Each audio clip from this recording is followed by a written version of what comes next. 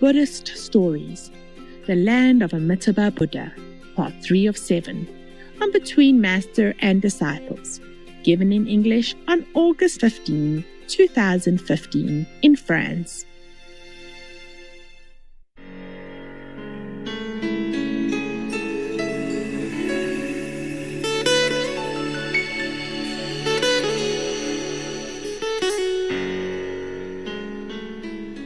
Master, can I tell about what I think was a miracle for me? Yeah, okay. Your horse? We all like to hear miracles. Please tell us. So where I live is very remote, so I don't have any internet. To use internet, I've got to go 6 kilometres or 12 kilometres into town. Join the club. To use the library. Yeah? And so I didn't know about that there was going to be a retreat here. And I found out when I drove down to Melbourne on the Friday, and one of my friends, I had dinner with him at a vegan restaurant, and he said, "Oh, did you hear that they've got, things happening?" And by that Monday... Your friend initiate or not? Yes, he's initiate, yeah. And by Monday I was booked, and then I found out that I couldn't go. It was cancelled. And I didn't find out till 8 o'clock of the day that I was flying that I could go. But I live a long way from the airport. The airport is like 400 kilometres away. 400 kilometres? So, take you 10 hours to drive there? Oh, no, it took me... Probably I left at 9:30 in the morning, and I was on the flight. I was actually at the airport by about 2 o'clock in the afternoon. You drove there? I drove there. God. I drove to the airport. But it was amazing how it all happened, because I just jumped in the shower when I found out at 8 o'clock in the morning.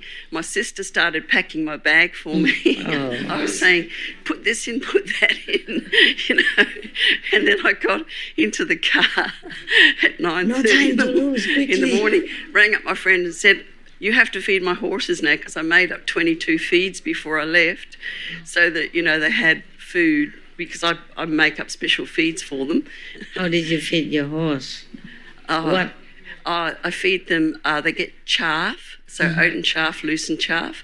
They get herbs, so they get nettle, and they get carrots and apples, and they get cleavers, which is like the sticky weed. It's a sticky weed. It's very nutritious. It's a weed. People consider it a weed, but actually weeds are quite nutritious. They get that. They get seaweed meal. They get dolomite, which is like... meal. Yeah. Nutritious. They get dolomite, which is because Australia is an old continent, the topsoil has been blown away, and all the good stuff is not there anymore, to grow the food. So it's replaced with this dolomite, so they get a pinch of that every day as well. So I made up 22 of these big bags, before I left. With your sister. Yeah, but, to me it was just a miracle, and I thought, this is just amazing, because in a week, here I am on my way, and I just thought, well, why wouldn't I be so driven to go? Because to me, it was like I was going to see the most beautiful entity in the whole universe. Entity. Entity. Entity. Yeah. So I'm an entity now. The most beautiful being in the world, in the whole universe. So, that was my driving force to come here. Thank you very much. I really appreciate it. For you, at your age, I don't mean to offend anything, but to drive all alone and go to the airport, packing all that, and take care at home before you go, and this is really a miracle to me. Oh, to me, it's just like I just had to come. It was just like this big thing that I just had to be here. And I don't know. I just trust my inner knowing. Yeah. And that's what drives me. Yeah, I understand. You just want to go. Yeah. I understand that. But when you were talking about the hunters, because this is a fear I have near where I live, because I live in such a remote area, and my horses, there's a lot of deer there, and the hunters come to shoot the deer. Sometimes they shoot. Yeah. Which is really, really sad. But I worry for my horses too, Yeah, because they're in that same vicinity. That could be your horse also. Understand? Yeah, but they have coats on that have got reflective bands on them, so, you know, when they shine the light. Oh, but you never know. No. You never know. Sometimes they aim at the deer, but then if your horse nearby, it could happen. Yeah. Yeah, when I lived also one day long ago in another remote mountain, there was no water, no electricity, truly nothing. And the hunters also all over around, you know, with the hunting dogs even. So I had to fence it all in. Well, they have national parks near where I am, and shooters are not allowed to go in there. So the animals, the wildlife, are actually have got an area where they can go, and they're protected, and nobody's allowed. There people. I mean, you can ride your horse through there, or you can take a bike through there, or whatever. But people are not allowed to take guns and dogs. No dogs, no cats are allowed to go in there. So the wildlife at least have got some area where they can have some peace. My area is also, but it's a private land, you know, I paid for it, everything. I was thinking maybe one day we, you know, make something there and then everybody can come, but it's not that easy. There's only a small well, already dig. If we have rainwater, we must have buildings, you see, so we catch the rain. I built a little, it's like a small pool, not a pond even, you know. I built alongside of the stones, so that maybe water will run in there, but it's not much. And I took some water from some little sources from the mountain, but also not much, maybe. But it takes a long time to fill up a tank of maybe, I don't know, maybe 30 tons or something water. I don't know why I told you this story. Because you horse, you and your horse. Okay. Yeah, for you, because you think it's a miracle because you live in it and you know how impossible things happen, you know, and you feel it. You have the intuition and the connection inside, you feel it. But if you tell like that in worldly language, it became like nothing. I know that. People don't understand how you feel about it. Yeah. Because you have to live it in order to know, to live the experience. That's why I told many of you, don't tell your experience. Yeah, but here we understand. More miracle? Oh, plenty, huh? They happen all the time. Understand. Yeah, but because it's a very peaceful place, and it's sort of like you're always in a beautiful.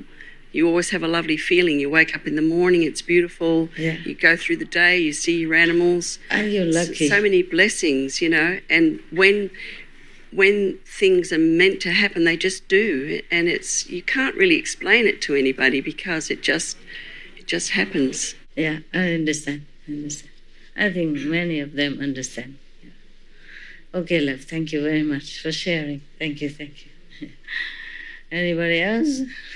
I just want to say thank you so much for everything that you've done for me. I know that you arrange everything and you take care of me so well. And my life couldn't be more perfect. Actually, before I come here, because I finished my advanced diploma, and I struggled myself to find a job. And I couldn't find a job, and I say to myself, oh, maybe because not a good time, maybe I have to study more. Just one day before I come here, and then I got a job offer. And I know that you arrange everything. And my life couldn't be more perfect.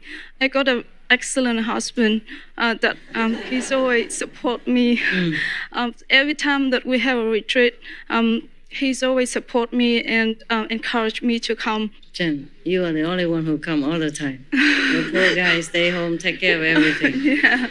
Look at that's why how many guys are lucky to be here. Yeah. It's all woman. Honey, I want to go. I must go. And then the husband say, okay, just go. Yeah. What else the man do, huh? Yeah, even though I depend on him financially 100%, because I'm not working at the moment. You will be, yeah. Yeah. Okay. So yeah, I'm thank you for everything. You're lucky girl. Yeah. And one more thing that I wanted to share as well. My parents also want to say thank you to you.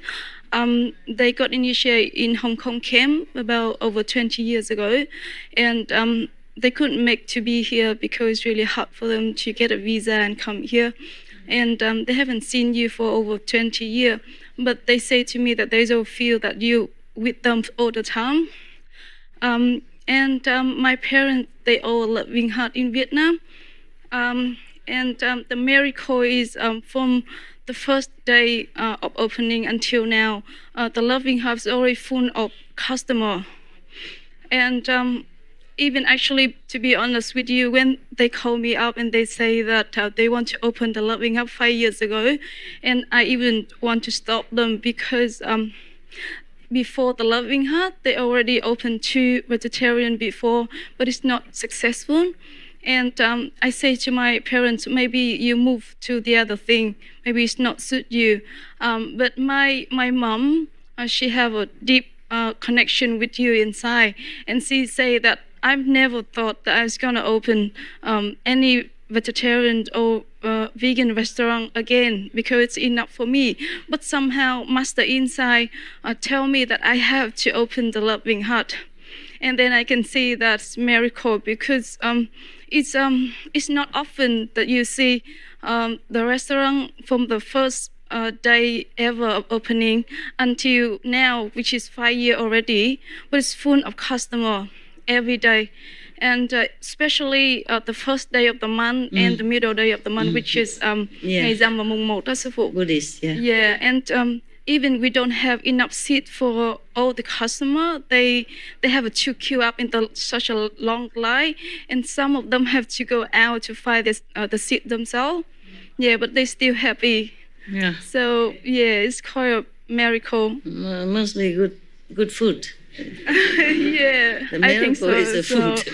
But I think it's all about you. You bless the restaurant, and everybody in the restaurant can feel it. Good, wonderful. Good news. Congratulations. Yes. They don't feel separate from me, that's why. They haven't seen me a long time, but they feel like they've just seen me yesterday. It's okay like that. Some people are like that, yes. That's why they can do many things, you know. They can make it happen. Good. Thank you, Master. Go home and be nice to your husband. I will. Even though he loves you, but you have to be nice and appreciate it and express it, you know? Yeah, express it. Ja, I guess all of you know better than I how to be a wife. Who am I to tell you, because I left him anyway. Yeah. But I have always loved him, you know. Okay, anyone else? No? Okay, it's good. I can read you some sutra. Yes. I appreciate it very much when you ask really important question, or not important question, but the main point is that it has to come in from inside, you know, sincerely you want to know about it, you know, because you need it. Even low-level question, but if you really need it. Togo, your brother was not initiated? No. The one that is sick? Je suis le seul initié là. You are the only one? Okay.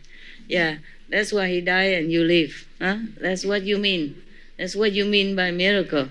He was the only one initiated in his family. Yes. And his brother did not get initiated. His brother wasn't initiated. The same sickness, and the brother died and he did not. That's why he think it's a miracle. Yeah, same sickness because it's genetic. So yeah, for generations yeah. they kill. So if he died, you would have to. Understand now, because I was thinking why his brother died, he don't die, and then why it's so miracle. Now I understand. This sutra is very famous. Amitabha Buddha is one of the most famous in the Buddha's kingdom. The Buddha Sakyamuni introduced him to us, to his disciples, and now we also know about it. Okay? Guanyin Bodhisattva, Amitabha Buddha, Sakyamuni Buddha, Medicine Buddha, these are famous. So I read Amitabha Buddha especially, very famous. Sometimes more famous than Sakyamuni Buddha. They don't, many, for example, in Taiwan, in Taiwan, when they do retreat with any master, they just recite Namo Amitabha Buddha all the time.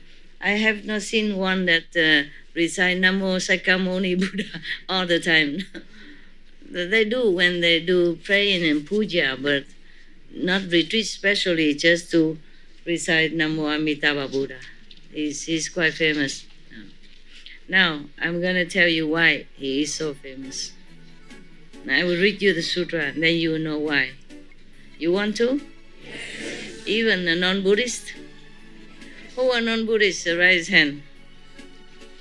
So now you understand something about Buddhism. Next time you meet a monk and you tell him, I know you. You're the son of Sakyamuni Buddha.